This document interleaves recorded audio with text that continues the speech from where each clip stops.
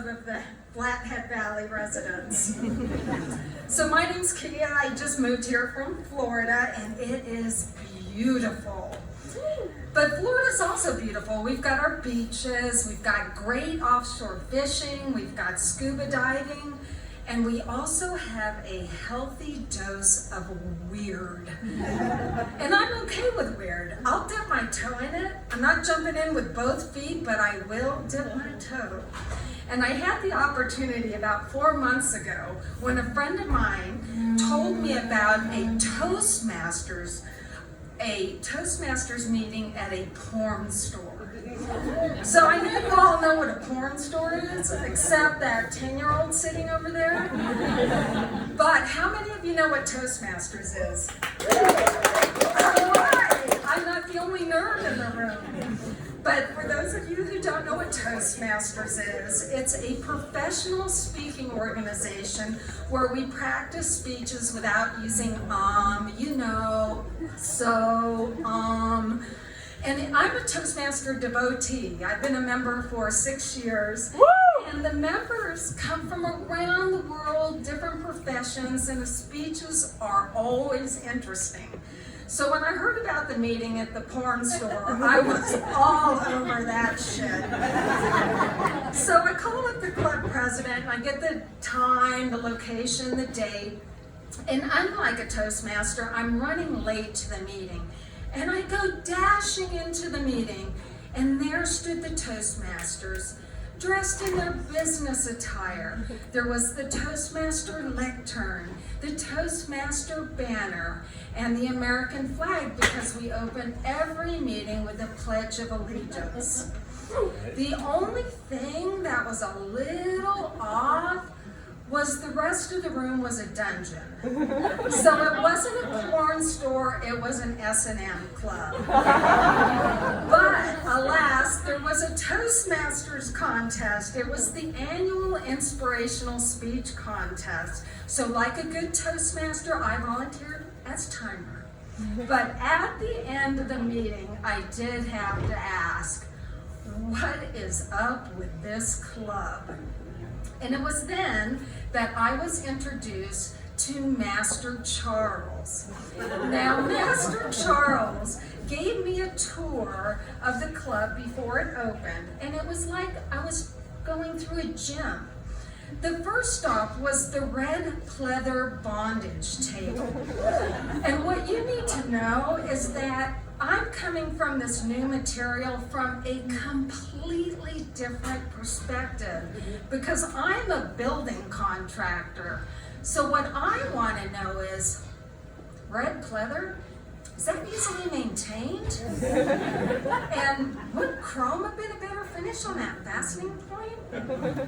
So onward we went to St. Anthony's Cross, where we discussed the merits of the mitered wood joint, and also how spar varnish really enhances the wood grain. But it was the next piece of equipment he was most proud of. It was a hoist that would lift his members 16 feet in the air where they could be lightly flogged. And of course, at this point, I had to ask about the OSHA regulations because, come on, this guy's like 280.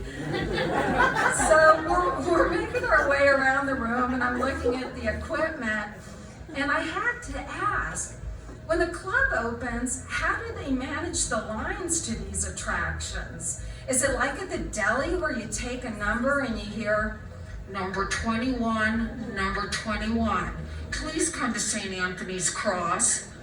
Or is it more like a restaurant where you give them your name and you hear, Smith Party of 2, Smith Party of 2, please come to the Catherine Wheel?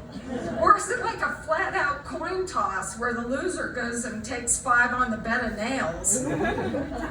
So we were discussing the crowd control, and I had some ideas for them. I'm thinking Saturday night, they got a lot of members.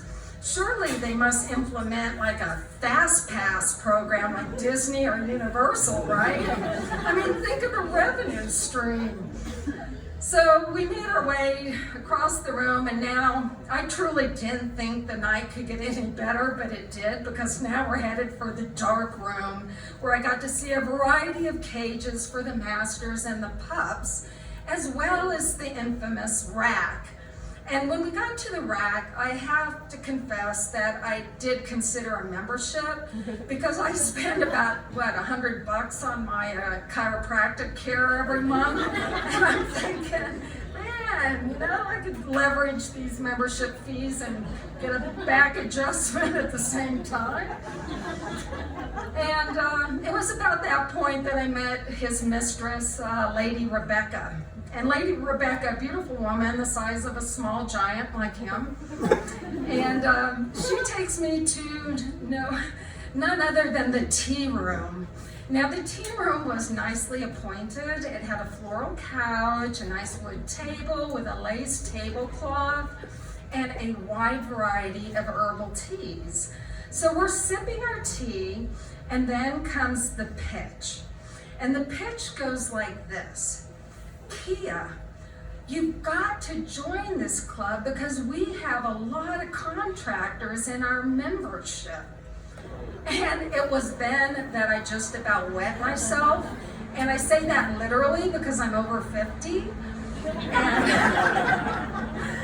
And in my mind, I'm trying to envision how this plays out. Like I join, I show up at the club, and oh, there's Barry the electrician. Hi, Barry.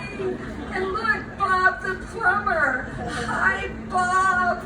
And you know, subcontractors, they've got a list of grievances against us GCs. And what? They're gonna hoist me up and it goes like this.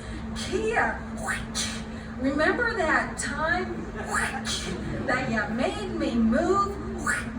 That outlet 10 feet? I mean, come on. So needless to say, I did not join the club, but that doesn't mean that you shouldn't consider the networking opportunities at your local S&M club. Thank you. Ladies and gentlemen, Kia Ritchie.